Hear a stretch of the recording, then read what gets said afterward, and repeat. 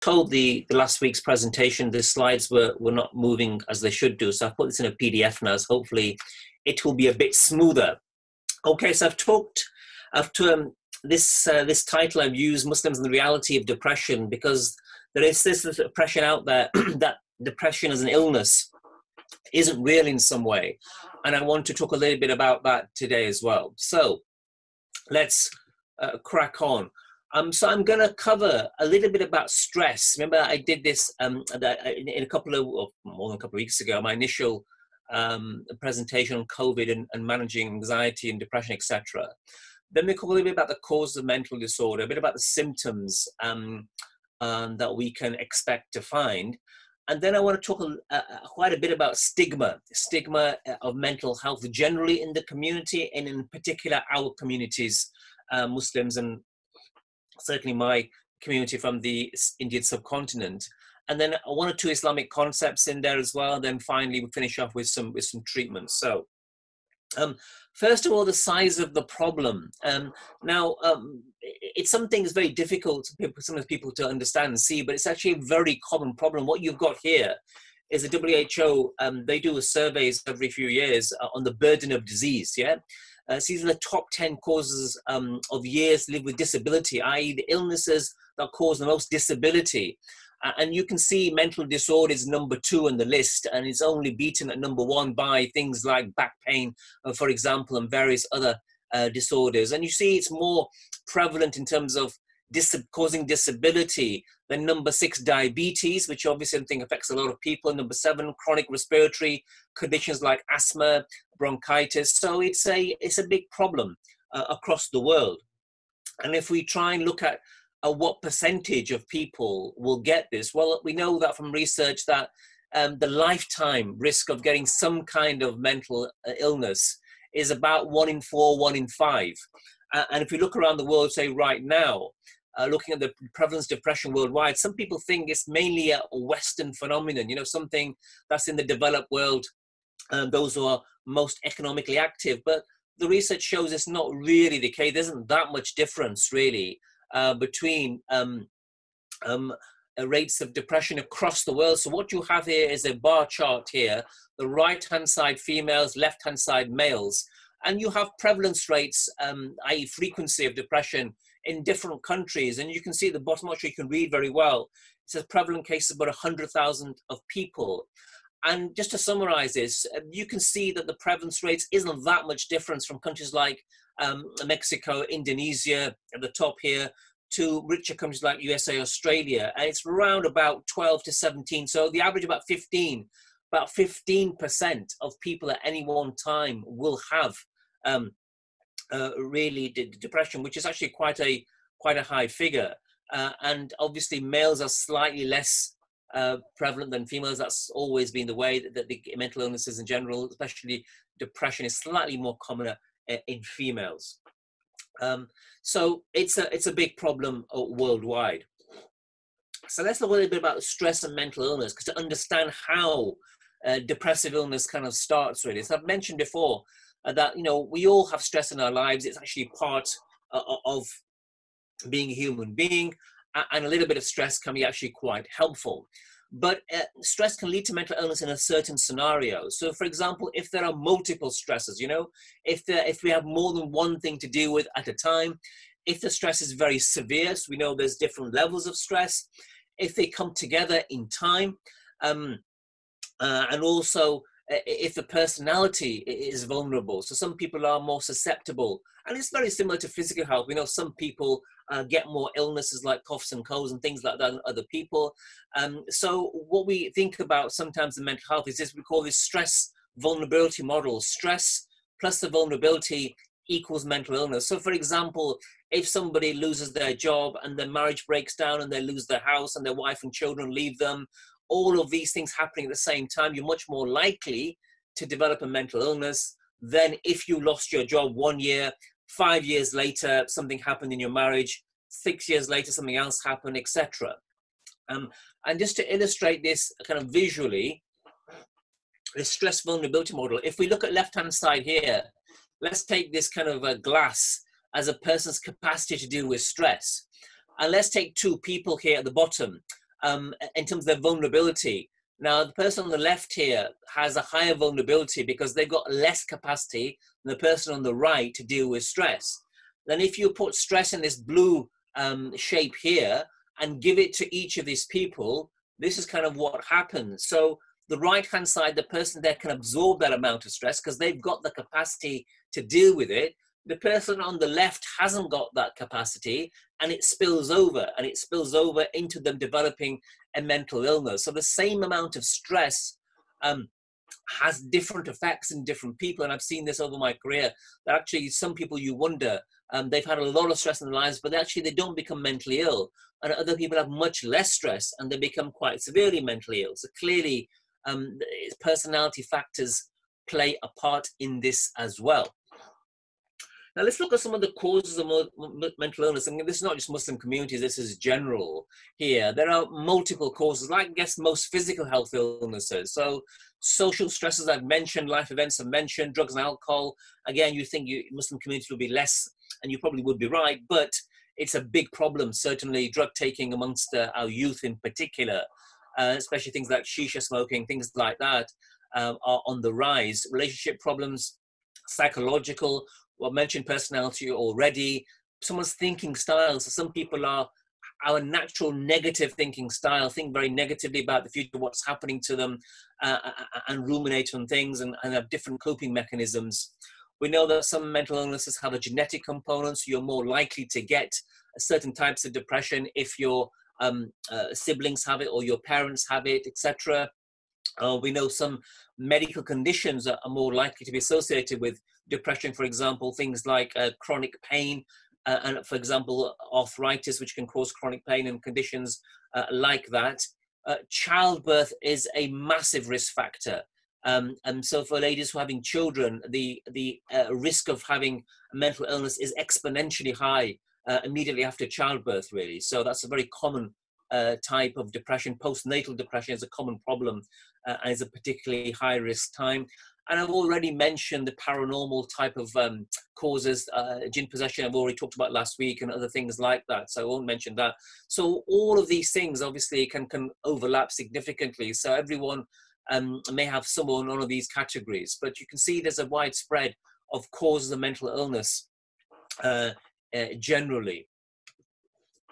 Now, one thing I want to get across to people is depression is just a word. Depression as an illness is a continuum, i.e., we all experience distress, and then when this gets a bit worse, we call it something like an adjustment disorder. We are adjusting to a marriage breaking down or losing a job or whatever.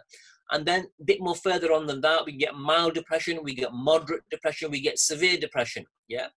And there is a very big difference between things at the bottom of this ladder or staircase and at the top. So severe depression is a very different type of illness to kind of mild depression or adjustment disorder. And it has slightly different in terms of its treatment and how we view it as well. And again, I'll be talking a bit more about this, but it's a very wide spectrum. So when we talk about depression, we need to think about levels of severity as well. Now, some people say, well, hold on, I felt depressed all the time, yet, I don't need to see a doctor or take tablets and things. And there is a difference, like I said, in terms of severity. So when we're stressed, what kind of symptoms do we get? Well, we feel down maybe for a day or two. We feel a bit anxious, feel a bit worried, basically, may not sleep very well, thinking about how we're going to cope with the problem.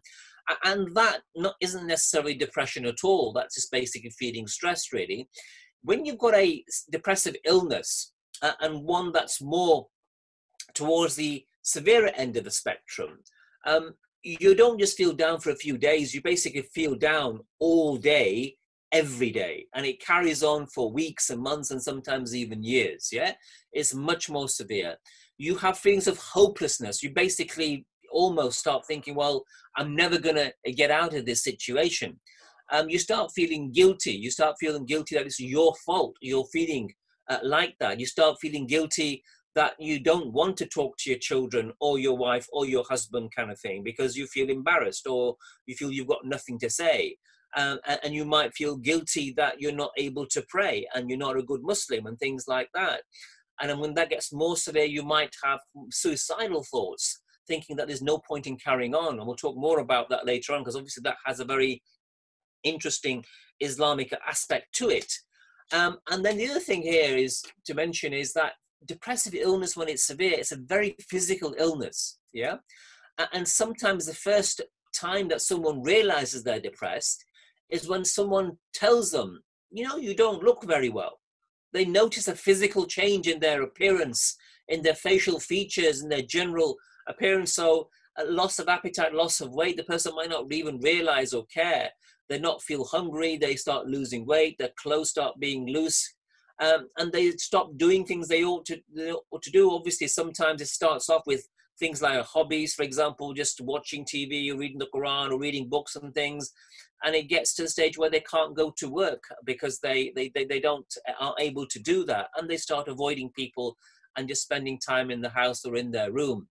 So it's a very big difference here between feeling stressed on the one hand, which we all do from time to time, versus having a depressive illness. And I was asked before about where depression lies, and depression has both psychological and physical manifestations. I've already talked about some of the physical symptoms like loss of appetite and weight, but it also profoundly affects your ability to do things physically. So lack of energy, you know, you just feel completely washed out. You just have to stay in bed all day. You can't do the housework or go to work or look after the children. So it's a very physical illness, and psychologically, we've already mentioned some of the psychological symptoms, but also I should mention a poor concentration. It's just, but you can't focus on anything, 10, 15 minutes, and then your mind wanders something else. So you can't really do anything meaningful when you've got very poor concentration and the whole host of other psychological symptoms. And often you have a combination of the two in certainly moderate and depressive illness. Now, there are some obviously Islamic aspects of it. And when people, sometimes look at someone who's a Muslim has got depression, they start thinking about why could that be? And sometimes their responses aren't always helpful. So, for example, some people think, well, it's down to a weak iman. And the brother or sister should just basically just pray a bit more or read a bit more Quran. Or it's a loss of faith, and similarly likewise. Now, when you're in a mild depression phase or just stress or whatever, that's fine, because that person can probably do some of those things. If you've got a moderate severe depression, that's not particularly helpful, actually, because the person at that stage might often complain of being unable to do those things. They can't concentrate long enough to be able to pray the Salah or actually read Quran, and they also start feeling guilty for not doing so. So you telling them to do more of that makes them feel more guilty and more depressed, which means it's less likely they're able to do what you want them to do. So it's a kind of a vicious cycle. It's not particularly helpful. And again, inability to perform religious tasks generally. I mean, if someone doesn't all normally pray or read the Quran, that's different. But if someone who normally does and they're not able to, rather than don't want to, simply telling them to do so isn't going to be that helpful. And of course, sometimes people start having suicidal thoughts. Certainly from an Islamic perspective, we know it's forbidden, and people don't like disclosing these things because they feel they will be judged as bad Muslims for simply having suicidal thoughts, when we know from an Islamic perspective, it's not simply the thoughts that are forbidden. It's not the thought, it's more the act itself. And I'll come on to that in a bit as well.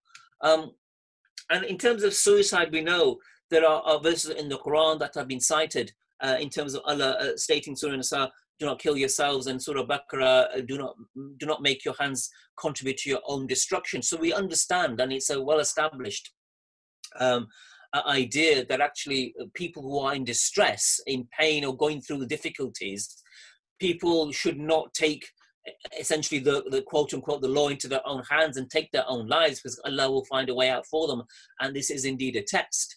But the problem here is actually understanding how you know what someone's intention is. Now, we know, therefore, it's a major sin, if someone doesn't have the capacity to understand this. I mean, obviously, if you're in chronic pain or you're in terminal cancer, and you take your own life, then obviously it's a sin, as it were. But actually, it isn't the case if you don't have capacity. So this capacity means you actually have control of your thoughts and actions. So in severe depression, you might believe that you falsely have cancer. It's called a delusion. Yeah, therefore you might as well kill yourself. And in some very rare sad cases, people have killed other members of the family, like children, for example. Now, is it punishable in that situation? So you say suicidal acts are only a major sin if the intention was to kill oneself, not if someone didn't have the capacity to decide. And of course, it's very difficult to judge intention retrospectively. In this country, we have coroner's inquests which look into all the reasons why someone killed themselves, whether or not they had a mental illness or not. And we know the Prophet ﷺ didn't pray janazah of the man who committed suicide, but he ordered the companions to do so. And so there is that difference in terms of the leadership, giving a sign that we're not going to pray janazah of this person we know committed suicide, so we don't seem to be condoning the act. But the problem here is, and certainly I've talked to scholars and various other people who actually, take a very strict view on this kind of thing in terms of going to the janazah of someone who committed suicide. And I asked the question and never really received a satisfactory answer is, look, come on, how do you know someone's intention? Unless you are part of that person's family and intimately know what they were going through at that time, then you might be able to make a judgment call. But most of us don't. Most of us, even the close family, you don't know what's going on in that person's head, what person's gone through in terms of their illness, what that person intended. And, you can't wait 6-7 months for a proper inquiry, a coroner's inquest, things like that. The janazahs are done within 24 hours kind of thing. So, I think people need to think about that. Just because you hear a rumor or someone said, oh, that person committed suicide, you shouldn't go and pray their janazah. Well, ask yourself, how do you know? How do you know what that person intended if indeed they did take their own lives? So it's something that we should really reflect on before just taking someone's, comment like that, because obviously it's a very serious matter. Now, let's look at some solutions in terms of people who have this kind of condition, really, let's say depressive illness. Now, the first thing I want to talk a little bit about, though, is something called stigma. Stigma is from the Greek word means mark, the mark of something, from the Greek stigmata. And it's often used to denote negative attitudes we have towards mental illness and the mentally ill people. And it's a widespread problem.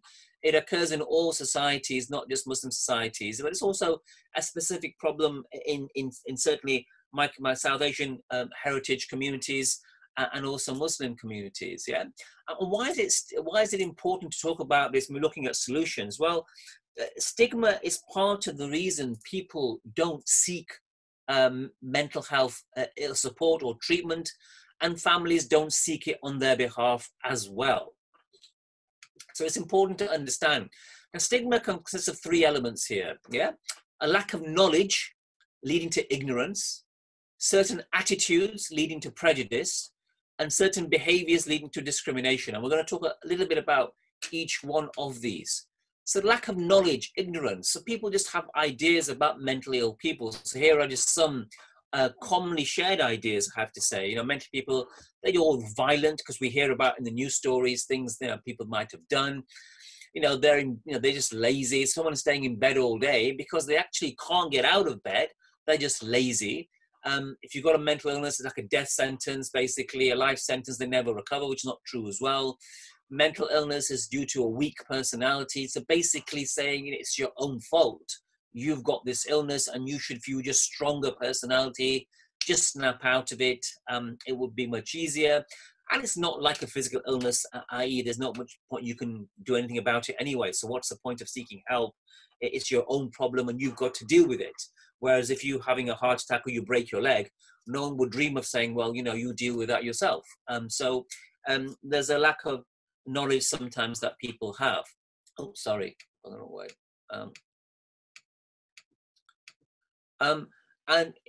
And the last point about thinking similar to mental illness, a big worldwide study looked at these attitudes in different countries kind of thing, yeah?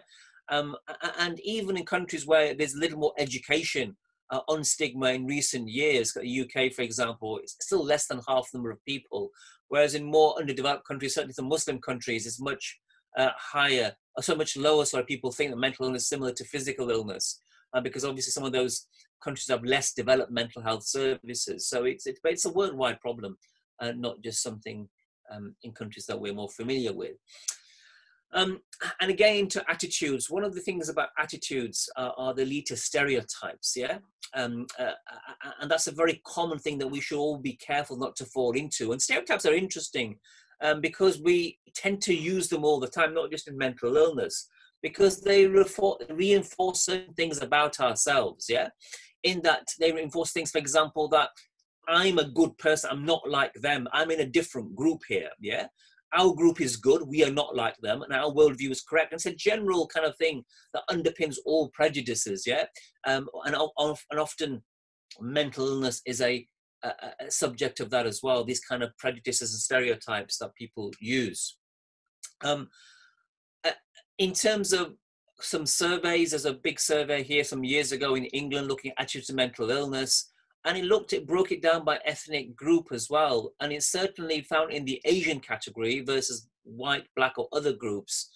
They found that knowledge about mental illness was lower and negative attitudes were higher. And obviously, it's not just Muslims. These are obviously Hindus, Sikhs, and other groups as well. But there was a bit of a difference in ethnic attitudes towards mental illness in our communities. And as a report looking at the South Asian community in London, here in the UK, looked at some of these areas and also thrown in some of the other ideas, attitudes that we have as Muslims, it was. So I alluded to this before, mental illness is a kind of punishment from Allah. So you kind of, if you get depression or depressive illness, you kind of deserve it, yeah?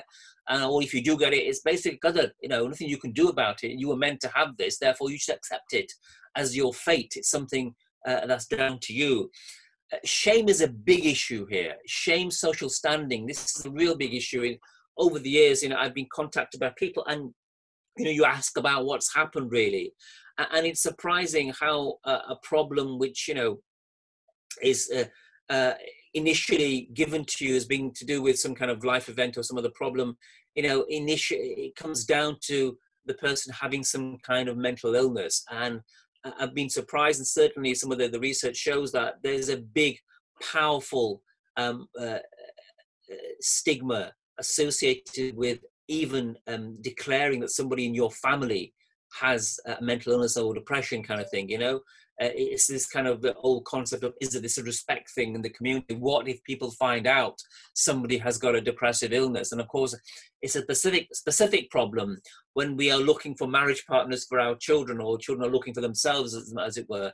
So, if you've had, if people find out your daughter, for example, your sister has had depression, it's going to affect her marriage prospects. So that's something that families sometimes overall try to hide or cover up. So the person therefore isn't helped to seek help and be open about their illness. They're encouraged to not to talk about it, to sweep it under the carpet and just forget about it and move on. Of course, it doesn't go anywhere, and that person simply suffers in silence, and that illness becomes more chronic, more difficult to treat. And of course, it affects everyone in that household and that family. And often it's the children, if it's the mother, for example, who are going to suffer from a chronically depressed mother. And there are thousands of chronically depressed mothers and people across the world who are actually stuck in these kind of difficult situations where, mental illness is something to be ashamed of and to be, not to be talked about, really. I've already mentioned jinn possession as well. And this last one, links in with this idea that mental illness isn't really that real kind of thing. It's not that big a deal. It's your personality, snap out of it. So people just feel that there's no point, actually. You shouldn't, there's no need to seek help. That is something you should deal with yourself. And of course, sometimes people start thinking that themselves, that maybe it is me. Everyone's telling me that it's my problem. Therefore, I should kind of be quiet and deal with it, really, which is very sad. And it's very sad because if you got a parallel between physical illness, if you had chest pains and heart problems, no one would say to you, just deal with it yourself. Yeah, or if you broke your leg kind of thing, well, just, sit in your bed and wait till it heals kind of thing. You'd obviously get a lot of sympathy and be encouraged to get help for your medical problem. And part of these negative attitudes also come out in some of the language we use about mental ill people. And you can see it's very negative, very pejorative. We can call them crazy, insane. Every community across the world has its own words to use. Whether it's pagal in Urdu, Punjabi kind of thing. And you know, these words are interchangeable between people with mental illness and when you want to cuss somebody, or you want to criticize somebody, yeah, or swear at someone, even you call them crazy, or you're insane for doing that, you're a crazy person, you must be nuts for suggesting that, yeah. So there's a big overlap there between the language we use. We want to take someone down when we talk about mental illness, so the language itself doesn't help, and it perpetuates a stigma that, you know, there's something negative about mental illness. Oh, sorry, I don't know why that keeps happening, sorry. Just flicks back to that slide. Okay, and of course the media don't help as well. This is a headline from a newspaper in the UK some years ago: 1,200 people killed by mental patients. It's a front page headline, and you read this, oh my goodness, you think, you know, you'd think there were mentally ill people roaming the streets looking for people to murder, whereas actually what they did here, it was actually a 10-year study across 10 years, 120 people killed a year by people not with depression, I have to say, but with other types of mental illness, but also taking drugs and other things as well. So, and actually, if you look at the numbers, you know, 90% of all murders are committed by people who've not got mental illness. If you're going to be worried about someone, it's when you worry about the people who've not got mental illness. Actually, you're much more likely to be killed by somebody or harmed by somebody like that. But of course, the media likes to hype up these things, which make us think actually that mentally ill people are more dangerous than they actually are. Whereas the research shows that if you're a mentally ill person, you're more at risk to yourself than other people. And you're more likely actually to be a victim of murder or assault than if you're not. So this also doesn't help public perceptions and stigma. Oh, I wish I shouldn't do that. Sorry, I keep apologizing. It keeps doing that. I don't know why. And oh, sorry, where are we? Yes. So like discrimination. You know, again, just mentioning one survey, looking at surveys of people, and people asked, you know, if you've got a mental health problem, how many patients have experienced discrimination? 90% experienced at least one form of discrimination, and surveys since then have shown very similar, very high numbers.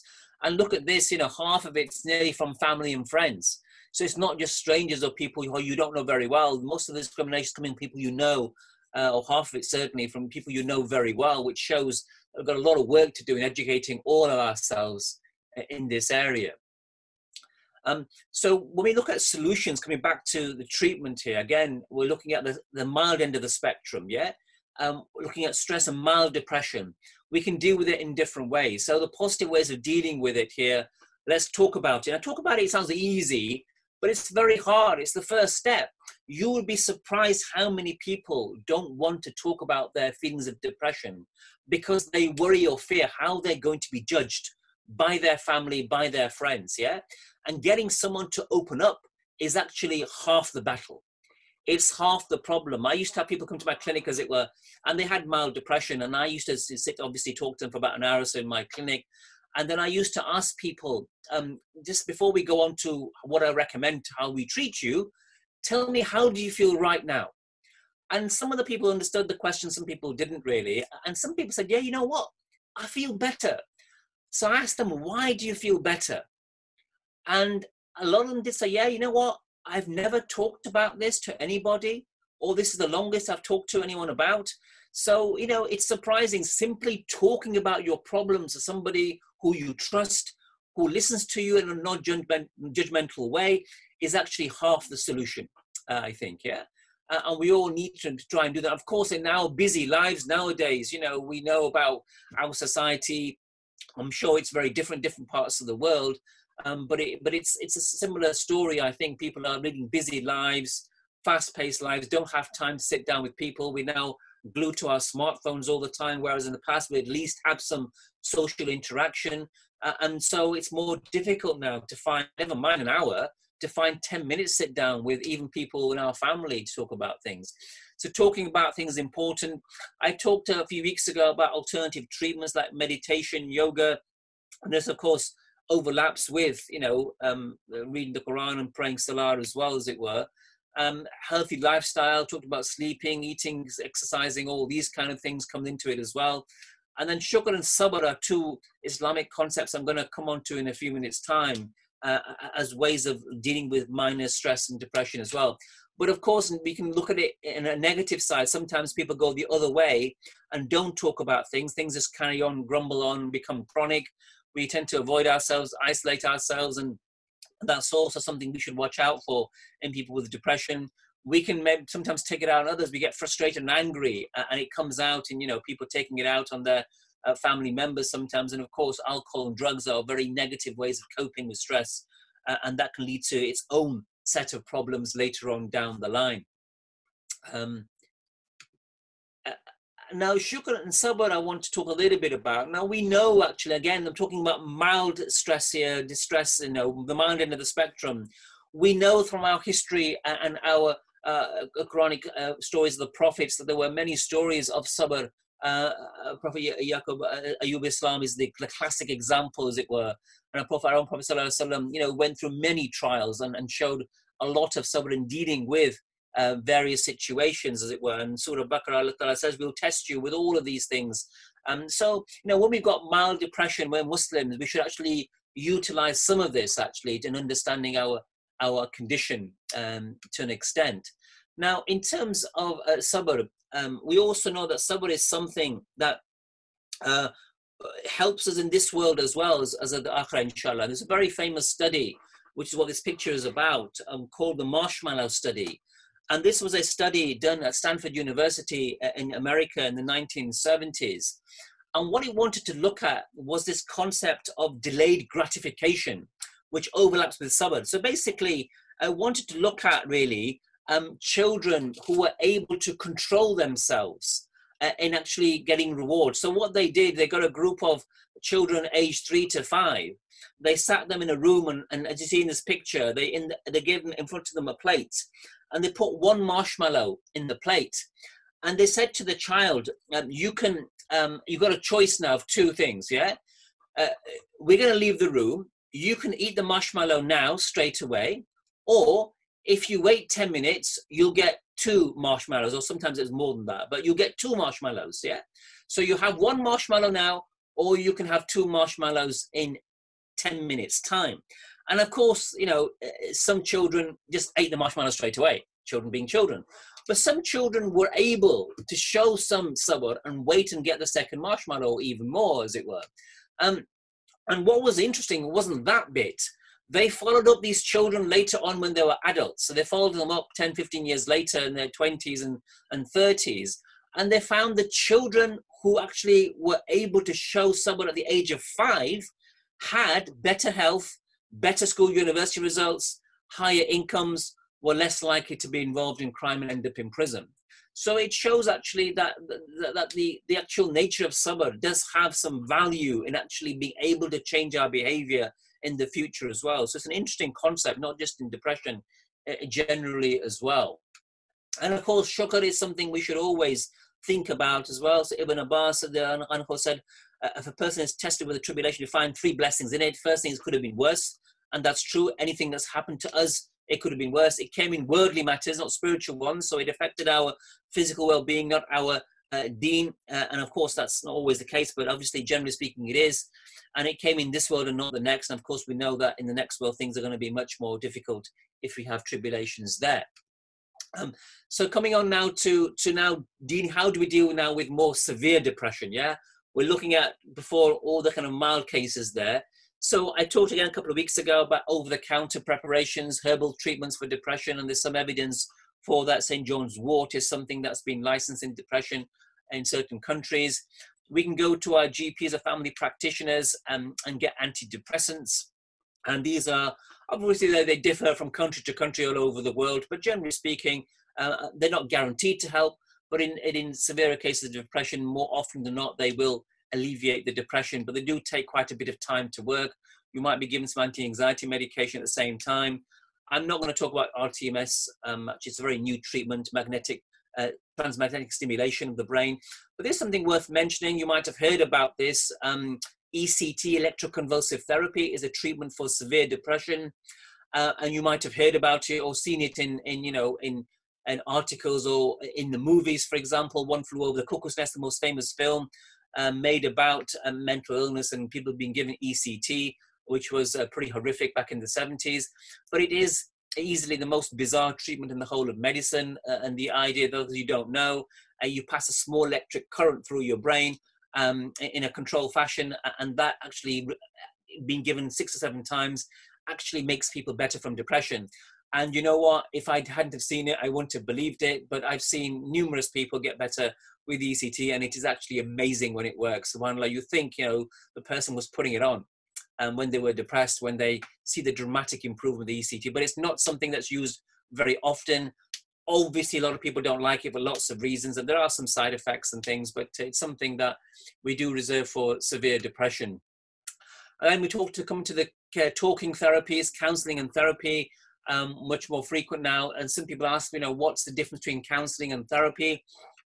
And to explain that, I use and Dr. Reza, forgive me here, I'm going to use a surgical analogy here. So look, if you have a wound in your body, if you cut yourself, yes, if you have a superficial cut, you can treat it by a numerous number of ways, maybe having some strips over it, or even suturing or putting a dressing over it. It's a kind of a superficial type of treatment, yes? And that's how you allow the wound to heal, yeah? Either stitches and things like that. That's similar to counseling. Therapy is a bit like having surgery, where you have to go into something and take something out or cut something out that's causing the illness and put things back together. So it's a different level of talking treatment, really. So counseling is the milder end of the spectrum. Therapy is the more severe end. It's basically almost like surgery of the brain done by talking therapies. So counseling is a mild depression, short-term specific, few weeks, few months kind of thing, often dealing with a specific problem. So for example, why do I get angry? I want to be able to control my anger. So you might have counseling for that, or stopping smoking or something like that.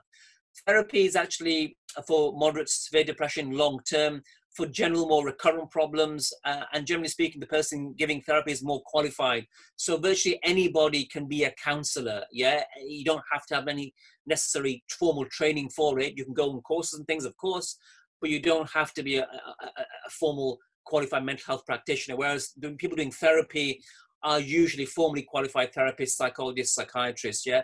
And there are lots of different types of therapy. I'm not going to go into each of them. CBT, cognitive behavior therapy, is the most common one, which actually alters your thinking style and uses your ability to actually think differently to be able to improve your depression.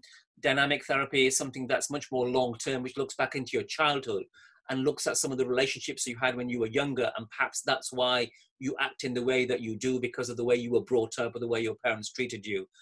So yeah, there are lots of different ones in between as well. I've not got time to go into those.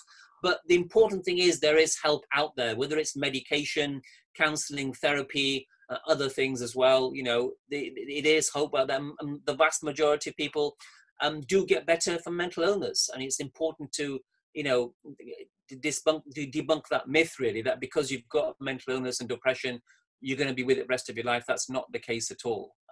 So to conclude, basically, I've talked about mental illness as common and real, stress and vulnerability, stigma, massive problem in our community, and to maintain hope that if someone does have depression, that there is help available and treatments out there that can help them significantly. That's the end of my presentation. Jazakallah khairan for listening.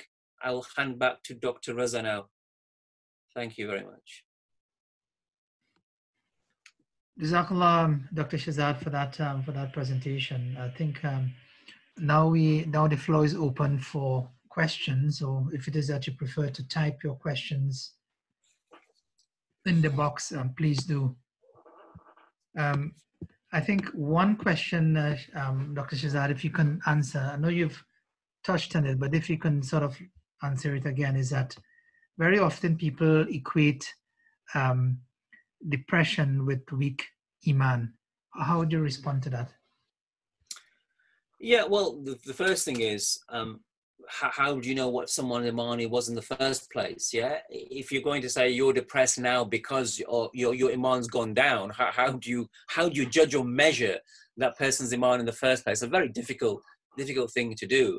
But the wider point, I guess, is people equate your depression to somehow link to your iman, when actually it's actually an illness like another. I mean, if you ask the question, well, you're getting angina, or you had a heart attack because you had a weak iman. And people think that's a ridiculous thing to say. Yeah, you had a heart attack because your lifestyle, or you ate the wrong things, or your family history, or your cholesterol, or whatever kind of thing. Yeah. So again, the thing is, these two things are linked, because we tend to link these things because it's a mental health problem. Therefore, it's something to do with you as a person. And of course, an important part of who we are Muslims. Therefore, these two things kind of go together.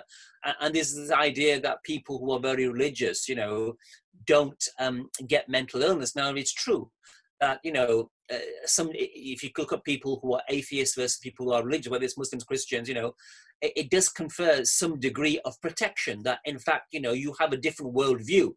So, for example, if you are a Muslim versus an atheist, we believe obviously in Allah. We believe actually there are tests. For example, we know there is concepts of sabr and shukr in our deen. We're better able to cope than somebody who didn't have any of those. So there is that linkage. But to say that someone has a weak iman and that's why they become depressed, that's almost pejorative. That's almost blaming the person for getting an illness which they had no control over. So, it's that's basically it.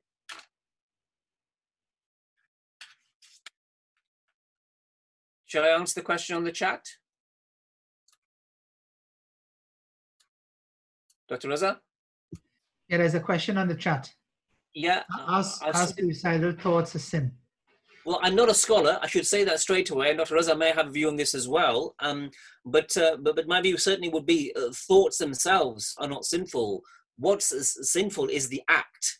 And in this here, we can have a parallel. I mean, if you look at the scholars who talked about the issue of being LGBT, as it were, they said that simply having thoughts of that nature are not sinful. It's the act that actually is disliked by Allah, that the act is sinful. So suicidal thoughts themselves aren't so, and actually they're very, very common.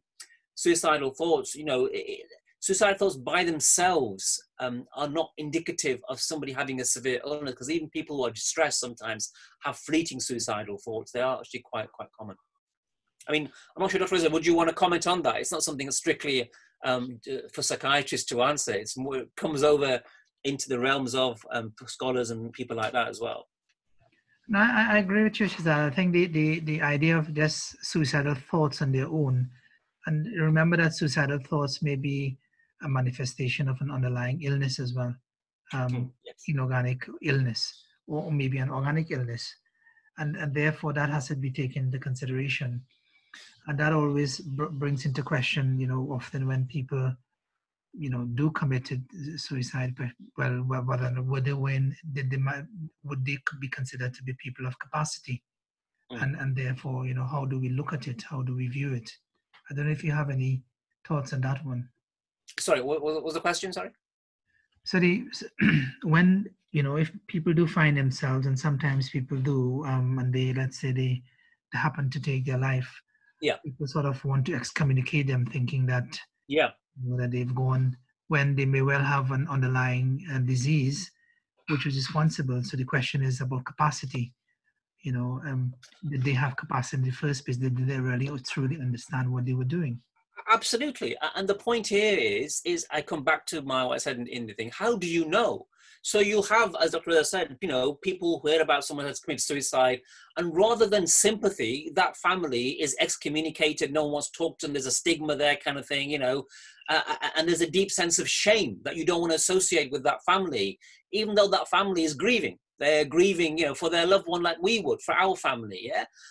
And it's very rare, I would say, that you would know, i.e. know for sure, that person had capacity, and they didn't take their own lives as a result of a mental illness and like depression. And often, these things don't come to the fore. People don't talk about their innermost feelings for exactly the reasons I've mentioned, So you have someone who basically hangs themselves or throws himself off a bridge or something awful and tragic like that. And, they kept it all inside. They were probably even might even have been severely depressed, actually, and did it in that state. Yet that family is then ostracized, really. And I said, no, unless you know that person and can make that call. So, for example, I'll give you an example. I had a patient who was depressed. I treated for some time, and he had a chronic neurological condition. It's called motor neuron disease. It's a very very severe, debilitating illness, which basically means you kind of waste away, essentially. Those of you who know the famous scientist, Professor Stephen Hawking, who died recently, a few years ago, he had that illness, yeah? And this man came to me and he told me his life was unbearable. Yeah, all the medications, the treatments they were giving him for his chronic pain, they weren't making any difference. He was in pain all the time. He lived by himself. He had no quality of life, kind of thing. He had nothing to look forward to. And he told me, you know what, I just feel like killing myself. I feel that I do want to kill myself, and it makes sense to me. And there's nothing I could do. I was trying to treat his depression, nothing I could do. And then one day he did exactly that. He basically sat in his bathroom, kind of thing, put the taps on and cut his wrist and bled to death in his bath. Tragic story. But in his particular case, if I had to go to court to give evidence at his inquest, and I wasn't, but if I did, I would say, yeah, actually, he basically had capacity. He knew exactly what he was doing because he told me. And it's understandable in the situation he was in that suicide for him was the only way out. But that's very, very rare. Most of the time, you just hear from family and friends, so-and-so committed suicide or whatever. You don't know. And I would say, look, unless you know, you shouldn't treat people in that way, is what I'm trying to say. So, shall I carry on with the questions on the chat? Yes, please. Yeah. Yes. What about childbirth depression? Muslim young women are expected to do so much. Yes. How can it be detected? Yeah. So this is a really this whole big area. You can do a whole lecture on this. Really, postnatal depression is a serious problem, and because obviously it's fairly frequent. And B, childbirth itself is a very difficult time, as any of you out there who are mothers especially know, especially when you're having your first child. It is a intensely stressful time. Your body is going through physiological changes, physical changes, the society changes, your relationship changes with your family. You are suddenly responsible for a baby, another human being who is completely, utterly dependent on you. And not only that, completely controls you, yes? So you can't basically go to sleep when you want, do what you want, as it were. And all of these things are happening simultaneously. So it's an intensely stressful time. So it's not surprising that people do get depressed. So how can it be detected? Well, to have some symptoms of mood problems is actually quite common. We call them kind of baby blues. So, half of people experience some kind of transient problems of feeling a bit distressed, upset, tearfulness, but that kind of goes away after a few days. Depression, as I said, is a much more severe illness, and all the symptoms I mentioned before can occur. But in actually postnatal depression, the interaction between the mother and the baby is also affected. Yes. So, for example, mothers actually will have a more difficulty looking after their child, but not only that, will become extremely anxious about their baby. So, for example, they'll worry about their baby feeding not well, not sleeping well. They may be up all night looking at them. Are they breathing? Are they not breathing? Kind of thing. They don't look right. The head shape doesn't look right. There's a lot of anxiety around the baby itself, kind of thing. Yeah. And a lot of guilt then that I'm not looking after the baby. It's not putting on weight, kind of thing. It's not sleeping well. It's my fault. It's something in the breast milk, something what I'm doing, all that kind of thing. So it's something that you need to look out for, actually, because, it's something that, again, can be treated. But of course, it's more complicated now because you've got to look at, and especially it's more complicated that if you're living alone with a baby, for example, whereas most of us tend, alhamdulillah, to live with family and we can kind of support each other, kind of thing. So again, it's a very big area, but it's something that can be detected. Obviously, you ask the right questions, and it's just like any other depression. It can be treated. Obviously, you've got to look at things like, taking medication. If you're breastfeeding, for example, because some of the medications come out in breast milk and you don't want to give the baby that, so you might have to switch to bottle feeding. And there are things like that, considerations. But it's also important to detect, obviously, because it does have an effect on the child. And the research has shown, this is very powerful, subhanAllah, is that if you look at the physical well-being of babies and children of mothers who are depressed, they actually physically suffer, in terms of birth weight, nurturing, they don't thrive as much, etc. So there is a physical manifestation of the mother's depression in the child's condition.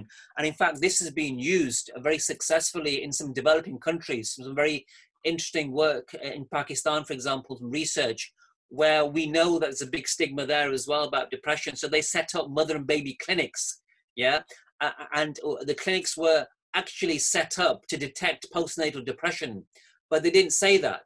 They set up the clinics to basically look at the child's health. So the mothers would go along and take them thinking that their children were going to be looked at and if they were healthy or not.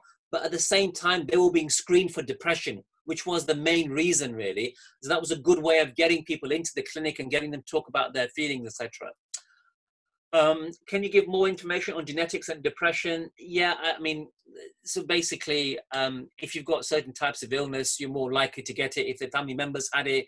So first degree relatives, for example, I think you're twice as likely if your father's had it, your mother's had it, and et cetera, et cetera. So it's slightly different depending on the different types of depression. The risk is, is increased.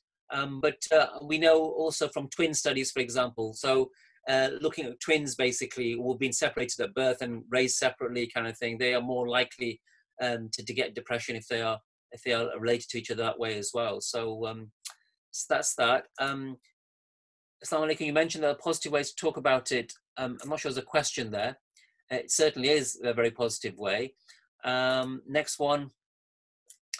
I want to share, I don't think Muslims don't want to share with professionals when they're experiencing depression challenges. Most uninformed Muslims at all levels use the weak Imam narrative, and as much makes you feel that's correct. Yeah, I mean, sometimes you go to your local Imam, and if they've not got the knowledge, they're going to say the same thing.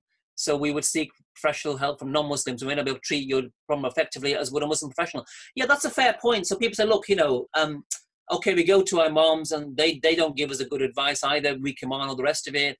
But if we go to other non-Muslim professionals, they don't understand that we're Muslims, yeah?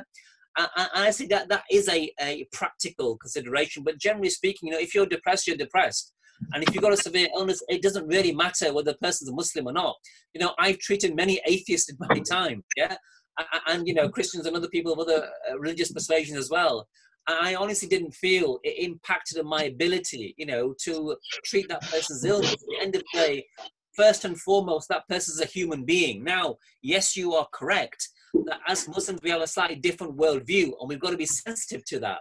But just because you're not from someone's faith background doesn't mean you can't be sensitive to a person's religious, spiritual, or cultural needs. So I think I wouldn't hesitate from seeking help. But of course, you can, mention some of these things as well. And you might be surprised that people are very sensitive and very knowledgeable sometimes about these things, more so than you think.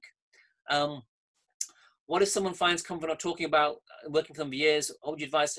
That's a good question, actually. Yeah. So, if you think someone's been depressed for years and they're not comfortable and you're pushing them, as it were, some things, it's a good question. Some things in life should be left alone. Again, use a medical analogy. And again, I come back to surgery, which is Dr. Riza's speciality. Sometimes, with people who are chronically ill, have got complex medical problems, potentially you can help them by surgery, but practically you don't want to, yeah, because there's a risk of them actually making them worse, or complications, or even them dying during the surgery. So you're better off living with your illness rather than having surgery. Sometimes people who've had often bad things happen to them in childhood, they've got a lot of trauma. They may have gone through wars, for example, had their parents, been orphaned at a young age, seen all sorts of awful things in their life, and they've got a type of chronic depression. In they've learned to cope with it over the years. So really, it's not helpful you going around poking and trying to remind them and talk about your depression and the rest of it, because that's the wrong thing to do, yeah? And I've had people in my clinics who are fit into this category. And certainly I've got an understanding of the problem. And my advice to them is that no, you should not, and under any circumstances, go for therapy. Yeah, because that is going to actually make you worse. Yeah, and there's no guarantee of it helping. So there are a small group of people like that. You shouldn't force to talk about things. They've learned to cope with it in a certain way. So it doesn't mean that everything that can be treated should be treated, and that's something that's for a specialist to say, of course. Yeah, it's something important. in your experience as a practice of Islamic spirituality, dhikr? Yeah, help man. Yeah, generally, again, at the mild end of the spectrum, certainly doing dhikr kind of thing, things like that, afkar, reading the Quran, certainly keeping with Islah, you know, having the sabr shukr, all of these things certainly helps at the mild end of the spectrum. When you've got a proper illness, it probably isn't going to be that helpful, I think, yeah?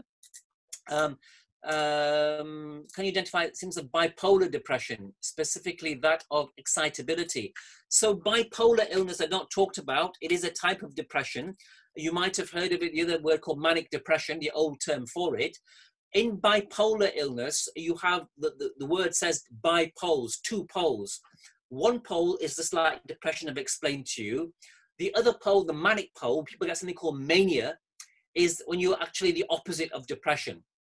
And it can be actually, you mentioned excitability here. So in mania, people actually start feeling that they actually are very grandiose. They're very euphoric, very high in mood. They feel great all the time, abnormally so, yeah? Unusually happy. They can feel, you know, really great. They'll try and do these amazing things. They don't sleep at night. They've got all these projects. They want to get you involved. They irritate the life out of their family members because they're non-stop talking all the time about this and that, and they're not sleeping and they're annoying people. So all of these symptoms identify someone with a manic illness, and they can be quite dangerous actually, because they sometimes lead that person to do dangerous things. So for example, I had someone who was manic, started believing they were a policeman, and basically walked into the middle of a busy dual carriageway, a busy main road at a crossroad, and started directing the traffic in the middle of the road. You can imagine how dangerous that is, yeah? And they were arrested by the police and treated. So yeah, again, that's a whole separate talk, manic illness, but there's a slightly different types of treatment, but it can be as dangerous as the other type of depression. What if someone has an illness, feels depressed, don't seek help, believe they want to, is it a sin for them to not seek help? That's an interesting question. Again, it's not really a psychiatric question. Is it a sin not to seek help? Now, one of our local scholars here in the UK, called Sheikh Abu Isa Ni'matullah, is strongly of the view that it is not simple not to seek help for any illness, actually, that you are not obligated Islamically to seek help for your illness, which is an interesting position, and I think other people disagree from that. So again, this is more a question for scholars, whether it's sinful not to seek help for a condition. Obviously, with mild depression or mild ends of the spectrum, some of that will resolve itself if you don't seek help. You don't necessarily need counseling, medication for everything. A little bit of support from your family and time itself will heal things. Obviously, if you have severe depression, that's not going to go away, yeah? With not seek help, that can get worse, and you could have, you know, serious consequences. But, you know, at the end of the day, it's for you. And again, Dr. Rizwan, I want to comment on that, whether it's sinful or not to seek help for illness generally. It is a much bigger question. Dr. Rizwan, you want to come in here on that one?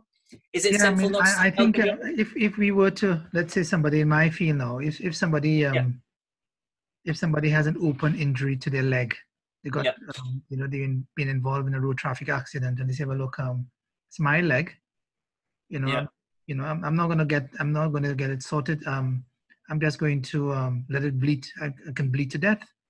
Or let's say somebody develops a compartment syndrome or something. Now the thing about, you know, that also comes in direct conflict with the Quranic understanding of the need for preservation of life, and do not kill yourselves. Do not do anything to undermine your health. You know, if somebody was the same analogy we can apply to, let's say, somebody who is a chronic smoker. You know, somebody knows that, you know, they're doing something that can ultimately, you know, cause them to you know, to maybe to develop a cancer or something else. So I think it's an interesting one to be able to look at, because certainly if it is that you find yourself in a situation where you are going downhill, and one thing is leading on to the next, and you're refusing treatment, you know, are you going against the direct commands of the Quran? Yeah, interesting. Yeah. I think I've got a couple of questions privately. I'll answer on the chat privately. Any other public questions? Unless someone wants to make it public, I'm happy to answer it.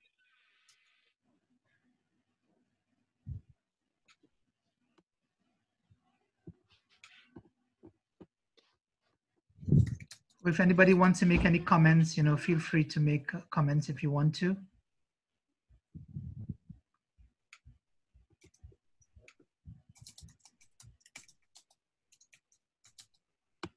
Okay, so I think that's the last. If not, I think I would like to thank Dr. Shazad for his session on the management of depression. I think we've covered a lot of ground in terms of trying to understand this subject, inshallah. Inshallah, we will have another seminar next week, and we will circulate the topic and what we'll be covering, inshallah. I would like to thank everyone for being part of it and also for being part of this discussion. There's one other question. I don't know if you want to discuss this, Brother Shazad. How do you make the distinction between personality and mental health problems? Oh gosh, yes. That's a very, very big topic. Personality disorders, are a whole separate area altogether. And there are different types of personality, as everyone knows, and types of personality disorders, and they overlap, and some are more likely to have mental health problems. And actually, you see them, out there. So, for example, personality, the President of the United States, Donald Trump, has been formally diagnosed with actually a narcissistic personality disorder, by a whole group of American psychologists and psychiatrists, kind of thing. And you see that played out on your TV screens every day, kind of thing, there. So you can make the distinction. It does need a professional to do a proper interview, and use their experience, as it were, to work out are there problems due to their personality, are there problems due to a mental illness, and there is a big overlap between the two. So it's not easily done, but it can be done, and it often is the case that people have both, for example. Yeah.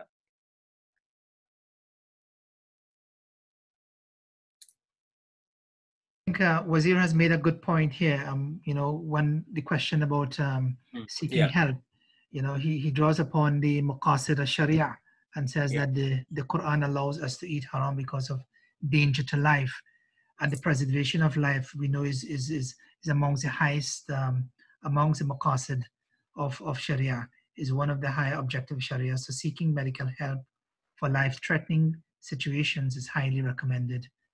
I think I agree. I think there's a slight distinction, though, between seeking medical help for when your life is in danger, because obviously then the situation changes dramatically, versus seeking medical help when your life isn't in danger. So I think the question before I was talking about, what Sheikh Abu Isa was saying, when you have a situation where your life isn't in danger, are you still obligated to seek medical help? It's a slightly different scenario. But yeah, absolutely, in that situation, I would completely agree.